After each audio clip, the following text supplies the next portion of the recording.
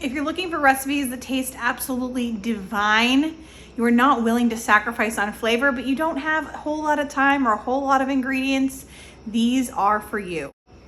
Welcome to Meals with Maria. Today I have recipes that are deliciously easy. They are packed full of flavor. You would think you've been in the kitchen all day, but just a few ingredients are gonna get you from point A to point B in no time, and you're gonna be so impressed. These roasted red potatoes were the inspiration for this entire video, and they did not disappoint. You're going to want to use baby red potatoes if you can get your hands on them, but if not, you can just use regular potatoes. You're just going to cut them into smaller pieces. As far as the baby reds go, you just want to slice them into halves or quarters if they're really big. All the potatoes should be roughly similar in size, so even if you are cutting bigger potatoes, you want to make sure that the pieces are similar. You want to place all of the potatoes in a rimmed baking sheet. And then I'm just going to make up a quick seasoning blend with about a teaspoon of seasoning salt, a half a teaspoon of thyme, a half a teaspoon of garlic powder, and a quarter teaspoon of black pepper. Drizzle your potatoes in olive oil or whatever oil you have, and then sprinkle on the seasoning. Make sure that each potato is evenly coated in the seasonings, and then you're going to arrange the potatoes in the pan so that they're cut side down. Try as much as you can to make sure the potatoes are not touching each other, because if they touch each other, I guess they'll steam versus roast.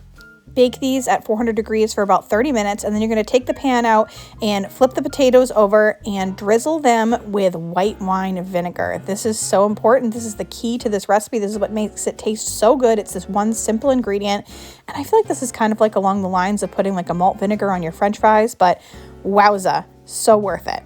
You want to then bake these for another 15 to 20 minutes until they are just all crispy and roasted. And I'm telling you, you are going to love the flavor of that vinegar on the potatoes. It's not too much, it's not too little. You're actually going to not even really know what made them so good, but it is the vinegar. And this recipe is so fabulous, so amazing, and definitely a great thing to make for a dinner party or just to surprise your family.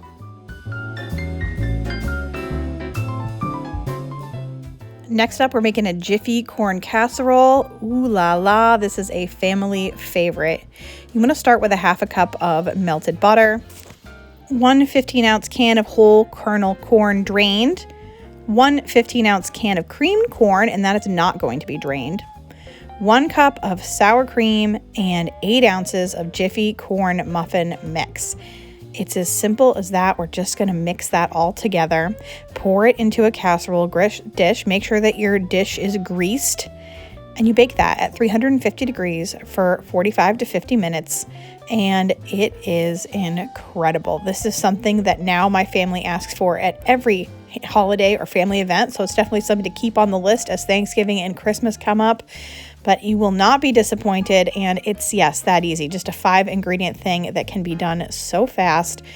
It takes time in the oven, but the work on your part is minimal. You're going to love it.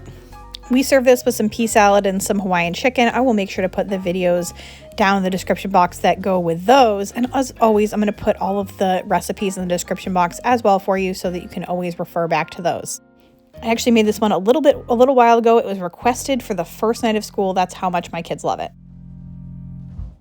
These one-pan honey mustard chicken thighs are scrumptious, and they look a lot fancier than they actually are to make. I'm using boneless, skinless chicken thighs, but you can actually use bone-in. That's the original recipe. So whatever you have, and then I'm just seasoning them well with my favorite Auntie Nono's everything seasoning. Whatever seasoned salt you have will work. You want to add 1 tablespoon of oil to a large high-sided oven-proof skillet and then heat that to medium heat. And then when that oil is shimmering, go ahead and add those chicken thighs in. And if you're using skin on, you put them skin side down starting off, and then we'll flip them over in about 4 to 5 minutes. Because I'm not using bone-in skin on, I'm just going to flip these over in a couple of minutes because you really just want to get them crisped up on one side, and you don't have to do as much work as you would with the skin. Now, I fully enjoy crispy skin. I just didn't have that night. That's all. Once the chicken is browned on the outside, you want to remove the chicken to a plate and set it aside. Turn your heat down to low and then add in a half a cup of white wine. And if you don't want to use wine, you can just use chicken broth, bouillon, or just water and salt. And you just want to cook, scraping up any brown bits from the bottom of the skillet. I didn't really have any. And you want to cook that for about a minute until slightly reduced. Then you want to add in onions. I'm using just like about a half of a diced onion and 4 cloves of thinly sliced garlic. You're going to cook until fragrant, 1 to 2 minutes, and then you're going to add in a 1/4 cup of chicken stock, again, bouillon or water, and 2 tablespoons of honey mustard. You want to stir that really well until well combined, and then we're going to add in 1 container of mushrooms and some thyme leaves. I'm just using a big sprinkle of dried thyme. If you have fresh leaves, go ahead and add those in. That's going to be delicious. You just want to coat everything in that mixture. The honey mustard is really what makes this, and it's kind of like a simple, I feel like you're not adding a ton of ingredients and you're getting a ton of flavor. Turn off your heat and then nestle your chicken thighs right back in there. And then we're actually going to coat these in a mixture of olive oil and honey mustard. So I just earlier mixed together 1 tablespoon of olive oil with 1 tablespoon of honey mustard, and I'm just going to paint that right on. It's going to give the chicken even more flavor.